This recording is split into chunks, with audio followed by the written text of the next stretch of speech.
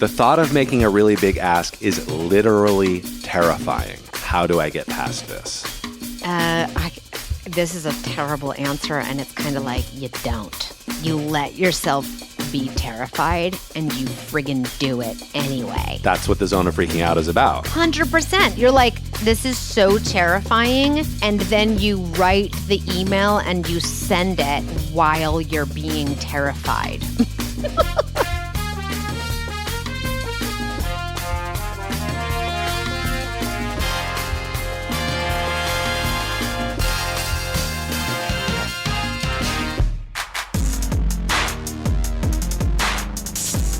Hey everyone, it's Lead with Who You Are. I'm Dia Bondi, and on this show, we explore and discover what it means to truly lead with who you are from so many perspectives and in so many different ways with experts and people who embody just that, and sometimes with just me and baby Arthur. In this episode, it's going to be just you and me and baby Arthur. Baby A, what's going to happen today?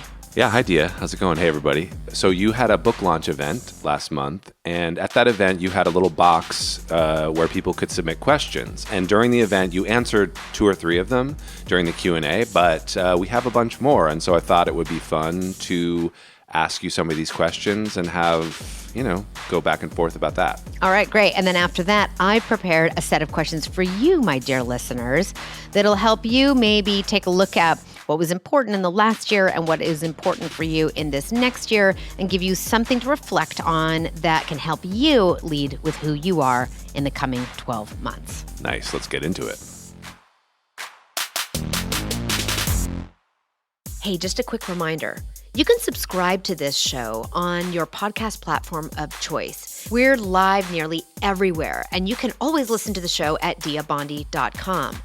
If there's a leader or innovator in your life who is at their shiniest when they lead with who they truly are, please share the show with them and rate, subscribe, and leave us a review. It makes a huge difference in the reach that the show has when you let everyone else know what you love about the show. Thanks so much.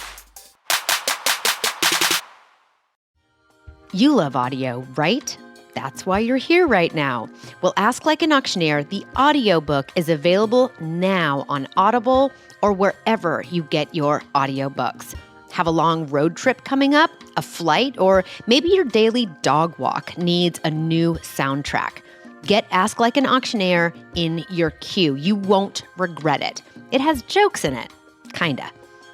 Learn to ask like an auctioneer with me right in your headphones.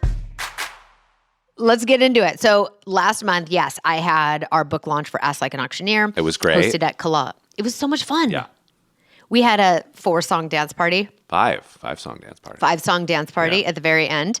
It was hosted at Kala Art Institute, which was so awesome. And it was really fun. Maria Ross, who kind of emceed the book reading and Q&A part, grabbed out of this Ask Me Anything box. Folks put questions in there and offered, as you said in the intro, offered a few of them to me. And I thought, I'm happy to expand that conversation to lead with who you are. So here we are. Yeah, that's great.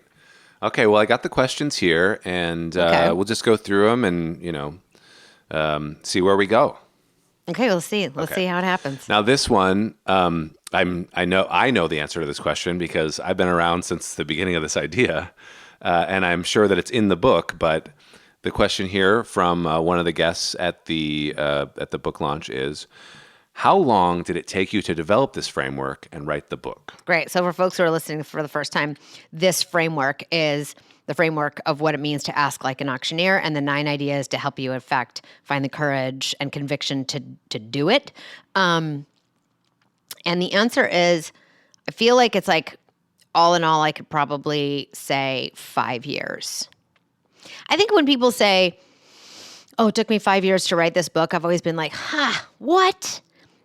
That's just sort of a top line way of saying maybe from idea to it getting totally done. For me, writing the book was really a solid year of focused work and working with an editor and all that stuff. Couple of 4 years leading up to being ready to, because the idea of the model, and if for those of you who get the book or go to asklikeanauctioneer.com, you can see there's a download in, I think, for the Zofo ideas in there. You can grab and see what we mean by Ask Like an Auctioneer. Like that model hit me in an instant. I wrote it down like on a tiny piece of paper next to my bedside table. And then I spent, 3 or 4 years developing the ideas to see if it worked, what questions people had, just kind of developed it in the open before I was ready to write the book. So Yeah, I mean, I feel like you didn't even know it was a book at first. well, here's the kind of funny thing. I went to go sit. The idea hit me, and maybe I had said it to you, baby A, or like I shared the idea with folks at our sort of co-working creative space that we were shared at that time. Before we went to Pandora, which was sort of our first keynote trial that we went to. I had gone out to have a face-to-face coaching session with a woman named MJ Ryan around like what to do with the sort of core ideas and IP and sort of main thrust in my communications business. And in the conversation, we were like, well, I have this thing called the 21 things. Maybe there's something there. Or how about my approach to this? Maybe there's something there that we can kind of expand. She owned a publishing company for a long time. Mm-hmm. And I said, look, in that conversation, we weren't landing on anything that had a lot of fire. And I was like, well, I do this other weird idea, MJ. And she was like, what? And I shared it with her. I said, it's this thing called Ask Like an Auctioneer. And she didn't even need to know the explanation. She was like, that is a book. Yeah, it's a book title, right there, yeah. Exactly. Like I got a little charge from that and I put that in my back pocket. And then I was like, let me see if these ideas even matter. Because I like the idea of testing things with audiences so you know what resonates and what doesn't. What's missing from the idea needs to get developed to make it a full package. So, I did kind of know that it should be a book someday. Yeah. But I didn't know it was going to happen, and now it's here. But the other thing that whole process revealed to me is now I know how I write books. Yeah.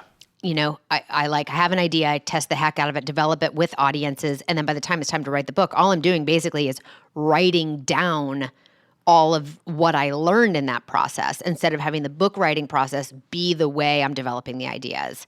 I think some authors do it that second way, right? Where the writing of the book is the way to develop the ideas. Totally. So now I have an approach. I realize I actually really like writing books, and I kind of understand that it's probably like 3 years. That was 5 years because it was my first one, but probably like 3 years per project, 2 years of developing the ideas and maybe 1 year to write it.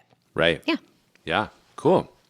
Thanks for the first question, baby, eh? Yeah, and these were all anonymous, so we can't thank the people that put them in, but it was someone that was at your book launch. Yeah, cool. Here's another one. I actually think you answered this one at the launch, but I think it's a good question, and maybe the audience would like to hear.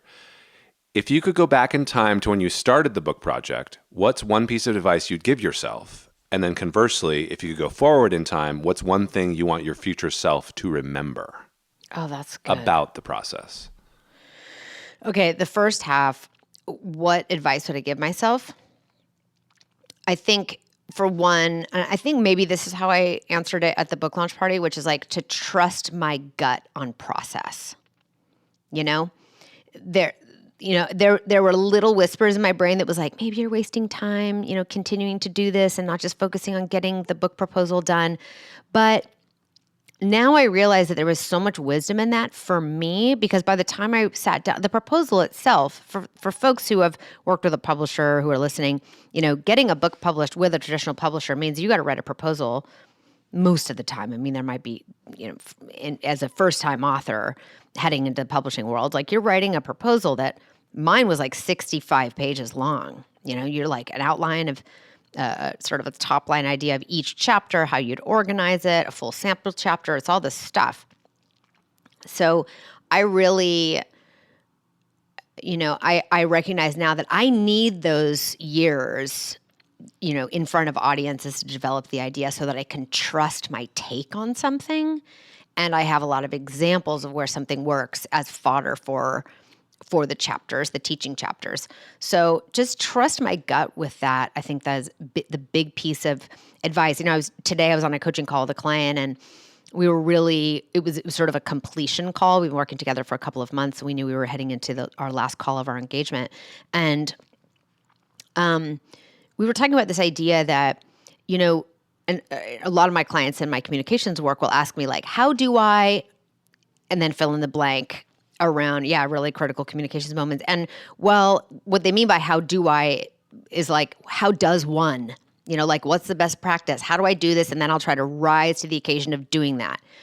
And while that can be useful, the more useful question is like, I don't know, how do you? Because what makes one of my clients successful or how they might prep for something or the way in which they want to collaborate with their writing teams or whatever it is really different than somebody else. So I think what I have to do is trust that I developed a process and that for myself, I understand it, and I'm going to trust my gut going forward in any future projects I have. Right. What's the second half of the question? Well, can I ask a follow-up though? So when you say you'd give that advice, is that because a lot of the second guessing that your brain was doing was causing it to be less pleasurable or less effective as it would have been? Or I think what it does, it just causes me to spin mental cycles that are unnecessary. Yeah, totally. It's like 20% of my energy is spent trying to not listen to that saboteur voice. Right. And, that saboteur voice is never going to go away completely, but it certainly can turn the volume down on it. Yep. Cool. And then the second half is, if you could go forward in time, what's one thing you want your future self to remember? And it's probably the same answer. It is. It's trust your voice, trust your gut around how you approach these problems, but also like it's a little bit friggin' go for it. If you recognize that there's an idea out there that is working and is resonant, and with my sort of inclination and bias toward action helps people get into action around the things I want to enable for other folks or with other folks, like go for it. Go for it. Nice. All right. Let's do another one. Let's rock. Okay. This one's more advice that is probably found in the book or could be expanded upon from the book. What happens if I make a big ask and they give me what I asked for without any pushback? Does that mean I should have asked for more? The answer is yes. But also, good for you, right? Yeah, congratulate yourself. You didn't fail. That's the whole point of Ask Like an Auctioneer. I tell everyone, you should want to get a no and then negotiate down.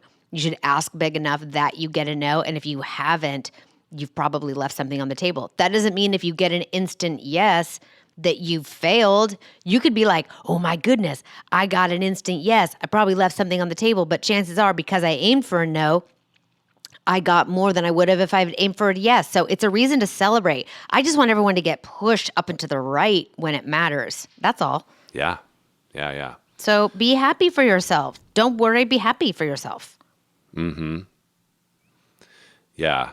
And don't beat yourself up. Just like don't beat yourself up. Don't learn the wrong lesson from the ask until you get a no. That's just a framework for asking as big as you can. But if you get a yes for everything you ever wanted, then you don't have to think, oh, shit, I could have gotten more. Absolutely. Yeah. Like, did you get more than you would have asked for last time or without this mental model? Yeah. Yes. Great. Good for you. In the same moments, I've asked so big, just in like some contracts and stuff that I did last year, I asked so big that I thought I was going to get a no. I got a yes. And for a second, I was like, oh no, that means I left something on the table. Yeah. Simultaneous to that, I'm like, oh my gosh, look at what we just made happen. So Yeah. We do enough beating up of ourselves that we did it wrong. Forget it. Yeah. Okay, here's another one that's more about asking and the stuff that's in the book. How do you keep an ask on track if someone keeps derailing you or being emotional about it? I was on a podcast last week and, people think they're just going to get a hard no and then everything's going to die. But like no's don't usually come to you when you make a big ask, like in that direct of a package. Sometimes you get strung along or what I like to call is like breadcrumbed, not now, not yet, no. Totally. But also people have feelings. Yeah. I mean, people get emotional because guess what? When you ask for more and you're putting somebody in a position where they can't just make a super easy yes, they may actually have to say no to you, and that can be confronting for them. Like, have a little empathy for what it means on the other side of the table Or for example, we do this a lot in some of the projects you and I have run together at Baby A, where we write proposals that go to our point of contact inside of an organization. And sometimes the number or the scope of the project or what we want to do with them feels really big and scary to that person that then has to go pitch it to their executive. Like, Right. Don't assume, even though they might be the person delivering the yes or no to me, notice that when you make an ask of them, they're having to go pitch it to their people. And not everyone is as comfortable with going as big as you are. Or not everyone has the idea of the Zofo and has tools to help them get into it. Well, that's a really important thing, is that a lot of times the person you're asking that's just one level above you or whatever is not the person that's actually saying yes or no. They're the delivery mechanism for saying yes or no to you, but it's going way up the committee somewhere. Yeah. I mean, when we push up against what's expected of ourselves, we can get our own emotions. When we push up against what other people expect, they can have emotions. So I guess don't make their emotions wrong. Now, on the flip side, you don't want to be flung around by their emotions either. And if it's either too emotional and you need to be the first one to go like, hey, look, is this too big? What if this? Because you can feel that while they're not saying no, they're flailing enough or having enough of an emotional response that, it's a clue to you that they want to say no and can't, or they're struggling with the decision, whatever it might be. Like, help them out. Right. Let them know if you're open to discussing something else, so they don't have to give you that NO word before you'll have a discussion. Like, use all your senses to see what's going on or interpret what's going on. And then secondly, if they're flailing so hard, not able to say no, they're breadcrumbing you and having continued emotions or like sort of combative around it, Right. You get to also say, I will take this as a no, even if you've negotiated down to the absolute maximum you would say yes to, and they're still not pushing it over the line and still being emotional to a degree that is actually disruptive in the conversation or in the relationship. You get to take that as like, you cannot handle this. Right. You get to take that as a no. You get to step away. They can take that as a hard no. Absolutely. Yeah. Like, they can't handle it for whatever Yeah, because reason. I wonder if something in this question is about, that they're emotional because for whatever reason, but sometimes that can come out as like, how dare you ask for that? Like, I don't even Yes. have that. Or I had to work, I didn't ask for that when I was in your position, or, there's a lot of shit that people have going on in their own heads, and you can't know how they're going to react. Yeah, that people are irrational. Exactly. And you can't let, their rationale for what they'll say yes or no to is not yours. And you have to hold a big enough space and container to let them have their reaction and not, I don't know, not have that also overcome you. People are allowed to have their feelings. Yeah. You don't have to stand next to it if you don't want to. Mm-hmm. All right, hit me with another one. Okay. The thought of making a really big ask is literally terrifying. How do I get past this? This is a terrible answer, and it's kind of like you don't. Right. You let yourself be terrified, and you friggin' do it anyway. That's what the zone of freaking out is about. 100%. You're like, this is so terrifying. And then you write the email and you send it while you're being terrified. Yeah. That's the thing. You don't get over the terror. Don't let that be a block. Just be terrified. Right. So I guess maybe that's the unlock, right? Is that one way you can, what do they say? Get over it? Or what do they say? How do they not let that be a blocker? How do I get past this? I think you get past it by not expecting. You get past it by embracing it. And when you say past, there's two interpretations I get from that, given all the questions I get when I'm out on the road doing Ask Like an Auctioneer, is Right. Does past mean how do I get that feeling to go away? Or does past mean how do I act? How do I not stop myself from acting? Right. And I can't promise that that feeling is ever going to go away, because our asks grow with us. Like, everything we do grows with us. What used to seem like a big deal, like for me, to get in front of 30 people in a room used to feel like a big deal. Now getting in front of 1,000 feels almost like a big deal. Right. So we're always moving toward the thing that is scary as we grow, right? Yeah. I mean, the whole thing is, and obviously this person will read your book and find out about the Zofo and all that. But the idea isn't to get past the terrifying. It's to go to be within the space that is terrifying. You get past it by getting your answer. Exactly. You get past it by doing it, getting to the other side of it. But you didn't get past getting terrified every time you make an ask. No. You get past that stage of it. That's right. Yeah. I think that's right. And what it's kind of a funny thing. And I, like I said, people are allowed to have, in our earlier question, like people are allowed to have feelings. And I'm like, you have feelings. Your feelings and your actions don't always need to line up perfectly. So the fact that you're terrified should not, you don't have to use that as an indication that you're not ready. The question is, are you prepared? Because you can be both prepared and terrified at the same time. So there you go. Yeah. All right. Mic drop on that one. Yeah. This one's a little more abstract. And you actually answered this one at the book launch too, but it seemed like it really was resonant. It's a resonant question for you. So I'm going to ask it again. What role has the ocean played in your career? This question was so surprising. I mean, a lot of my friends were there and they know that I talk and complain and unpack and, like about the time I've spent in my life in a very cold and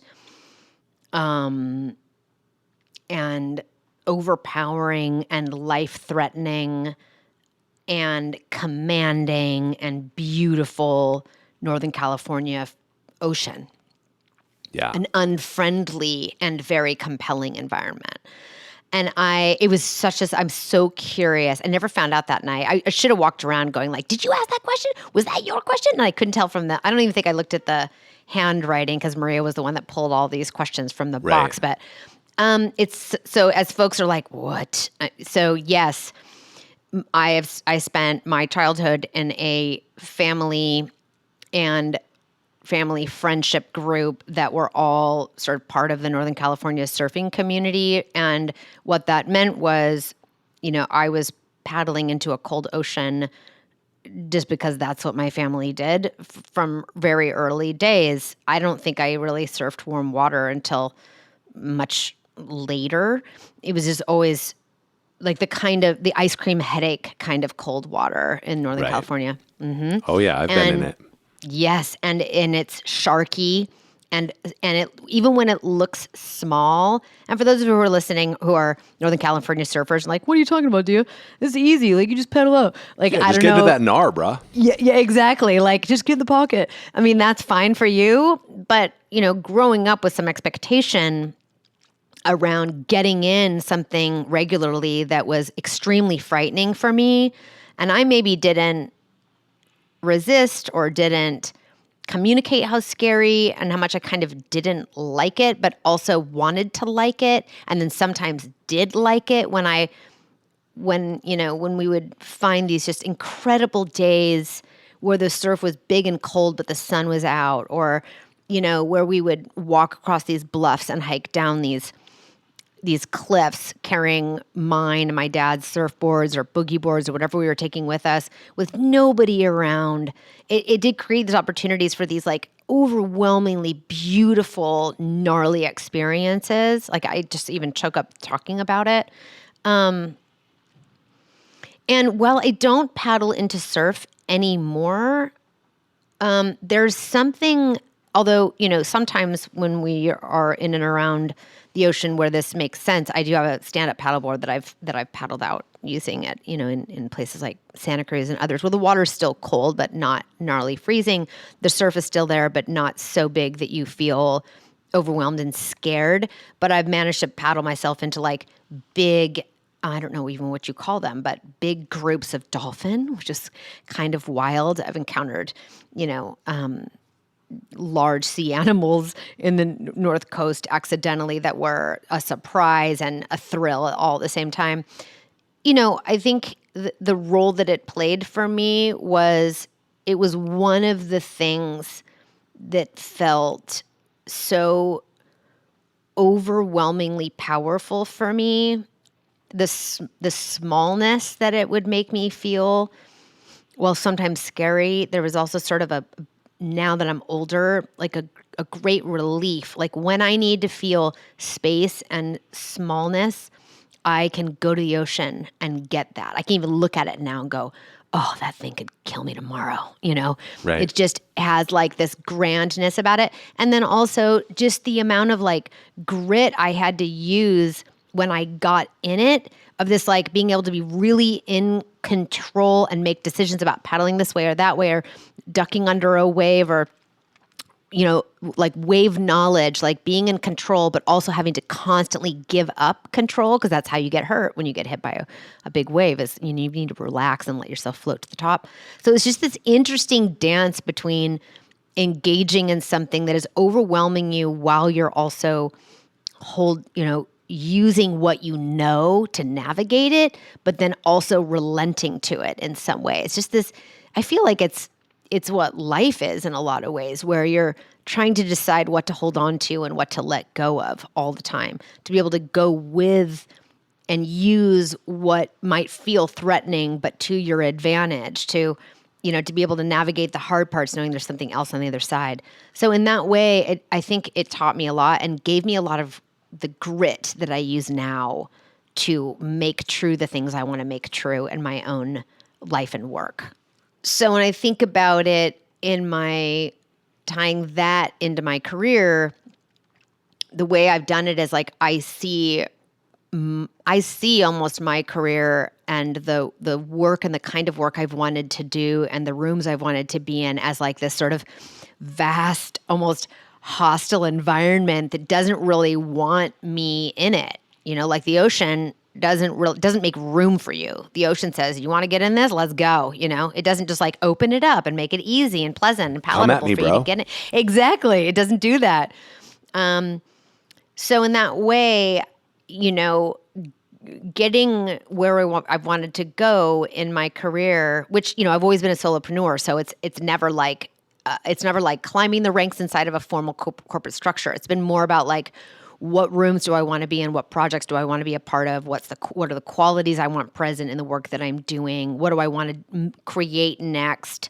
Has been like paddling into cold waters and just using that grit that I learned there, if I'm just going to draw on that metaphor, to make it possible for me to do things like say, oh, I'm a first-time author, or to be able to say like, I worked on some really high-profile projects that even as a secret weapon felt incredibly meaningful and important and like an adventure. All right, so we just have this one left. Mm-hmm. It's I don't know, it might be the most challenging question of the whole lot. What's next? Yes, what's next?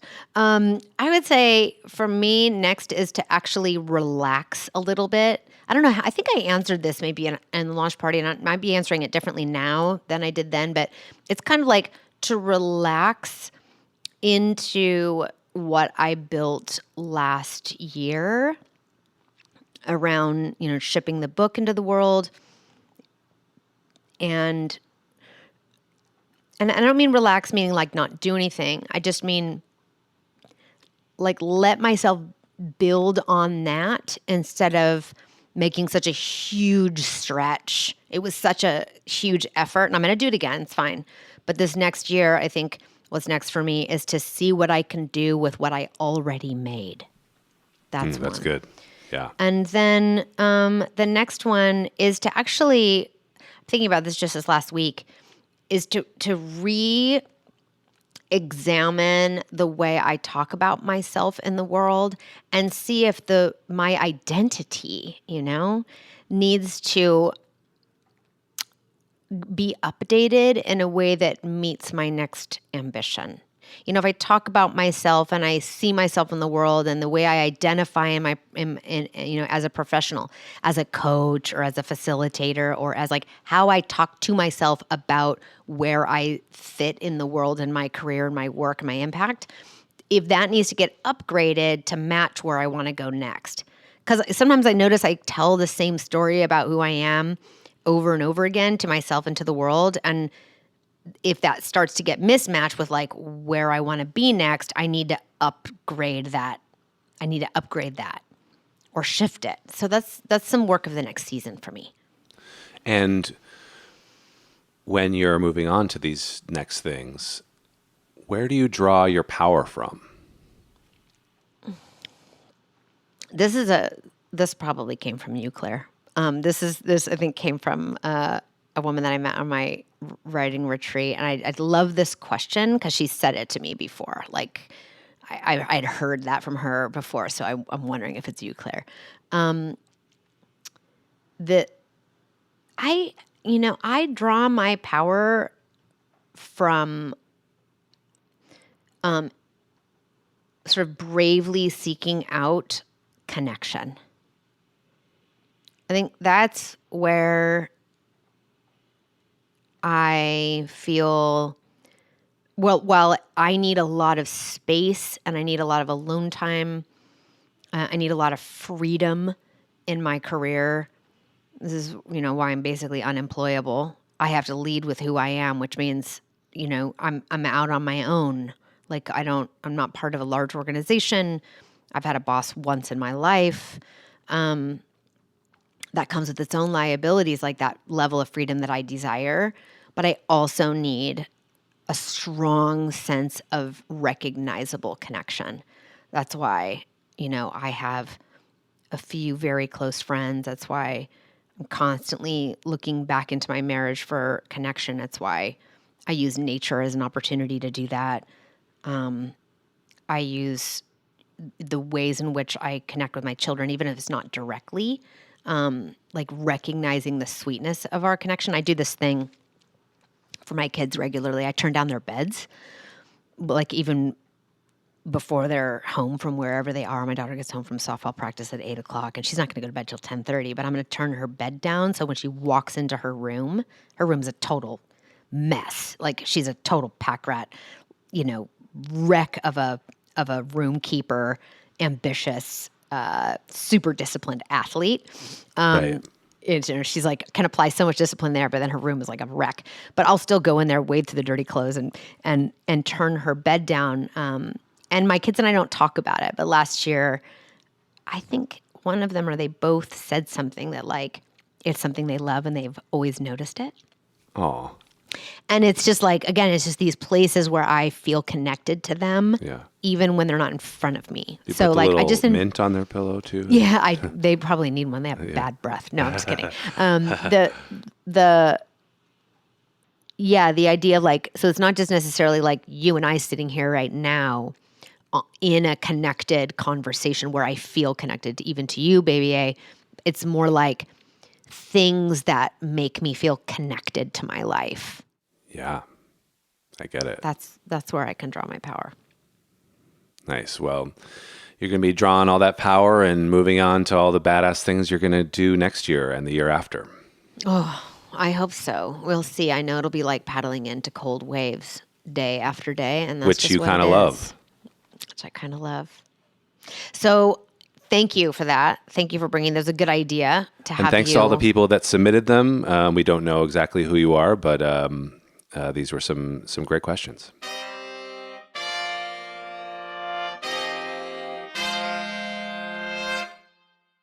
So we're recording this episode at the end of 2023, in December 2023.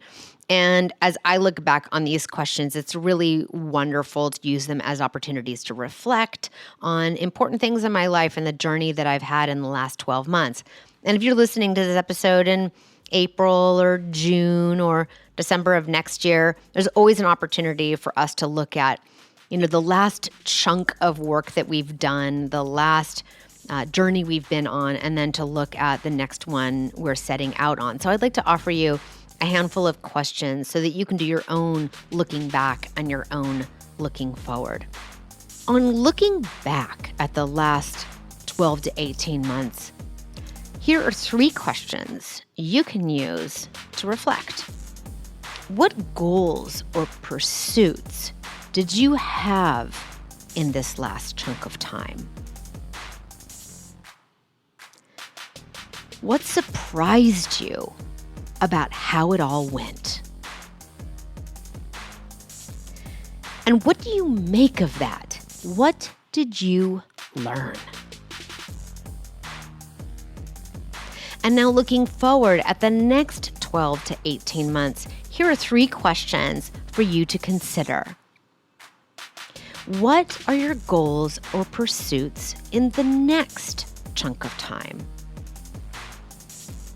What are you looking forward to in that pursuit?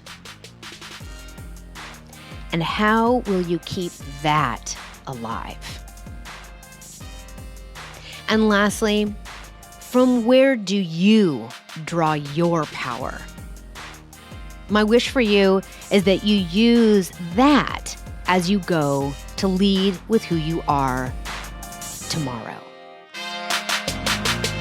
Lead with Who You Are is a production of Dia Bondi Communications and is scored, mixed, and produced by Arthur Leon Adams III. Have a question or an inquiry? Reach out to us at hello@diabondi.com. You can like, share, rate, and subscribe at Apple Podcasts, Google Podcasts, Spotify, or wherever you get your favorite shows. Go to diabondi.com for the show notes to find our tools, frameworks, content, and programs to help you and your team speak powerfully and lead with who you are.